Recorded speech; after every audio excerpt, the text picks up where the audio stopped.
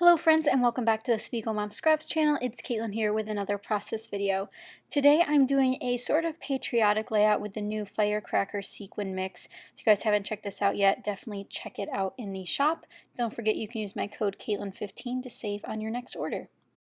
I decided that I wanted to do something patriotic. I know it's past the 4th of July, but July is just a generally patriotic month because of that. So I decided to finally scrapbook this photo. This was the first time I was able to vote in person.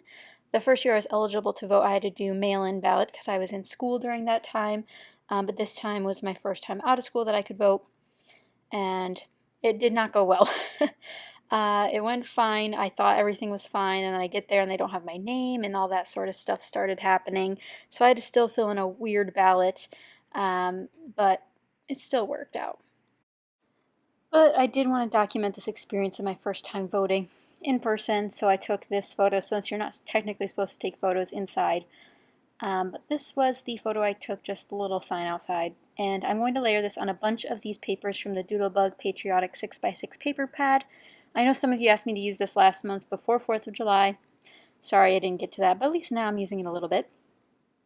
I did some things before I started matting the photo. I have a gold and white polka dot there on the left-hand side of the paper.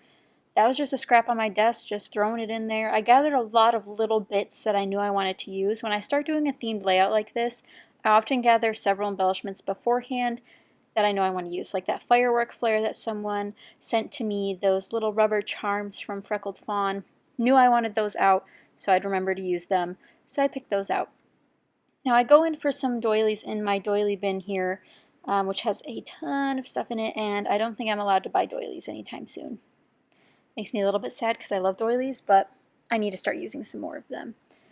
So I pull out this gold doily, and that's the one I end up going with instead of the blue. The blue was just not feeling, I was just not feeling the blue, guys. It's fine. But on the left-hand side, I used some strips of this beautiful paper, which reminds me of a barber shop because they have those little rotating things outside. And I make a strip of that, and then I add the white and gold polka dot paper, and then I use my blue starred washi tape. Super patriotic. That's just from Michael's, from their 33-cent bin. Really love those cheap washies. I need to stop buying them. And I know I did an organization video over on my Patreon where I was showing them my washi collection and how I swatched them, and then I realized I have a ton more washi that hasn't been swatched yet. That's okay. Even though I have way too many washi tapes, I am trying to use them on every single layout.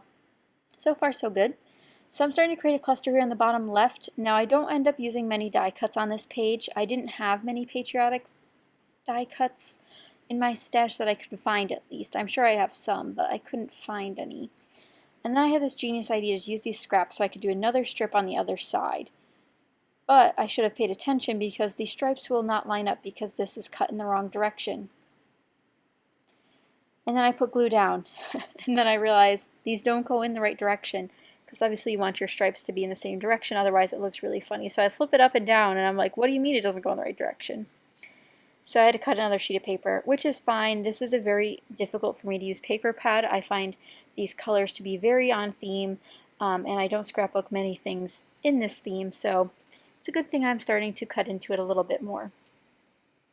And I grab another piece of that blue star washi tape, again, just to give it another punch of blue on the right-hand side. So as I'm building here, I want to keep in mind my title, my journaling.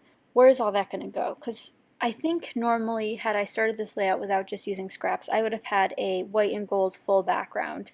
Definitely think I would have gone for that instead, because this half and half doesn't really, it's not my vibe. But I make it work in the end, you'll see. I tried to use these circles that, again, someone sent me some die cuts like that, and I just couldn't make them work. They were just a gray blue instead of the bright blue I was looking for that's in these pattern papers. So I pulled out a bunch of other die cuts and stuff that I thought would work well on this layout. Again, mostly reds.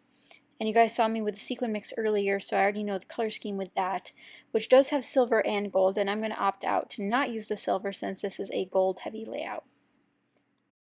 I believe the important is from Vicky Booten, and then the little heart die cut there is from Ellie Studio. I put a little illustrated faith tab above my photo, and I also have word stickers pulled out, Brad's pulled out, puffy stickers pulled out, all sorts of stuff. And I do apologize that the bottom of my layout will go off screen as I'm doing the cut holes for my brads. Again, it's just something that I don't think about using very often, but when I do think about using them, I love the way it turns out. And these were the perfect powder blue color that's in the pattern papers from this Patriotic collection, and it worked out so well. And they complement the sequins nicely as well. So that's another tip if you're looking for something a little bit more dimensional. Pair your sequins with your brads next time you use them. You'll love the way it looks. And then these two dark blue ones up here, which gave me a little bit more trouble adhering to the layout. I think my camera was actually accidentally zoomed in for part of this because normally my whole desk can be seen quite a bit. So either my tripod got moved or I must have knocked it off or something. But bottom part of this layout's a little bit cut off. But I start putting those phrase stickers around. I end up using 3. One that says happy day, keep moving forward, and I think one that says let's do this, because again, this is a very monumental occasion for me being able to vote. And so I work on my title here. Now these letters have given me such a hard time using them. These are some metallic red thickers, and they're the kind that fall off the backing really easily, so I'm trying to be very gentle.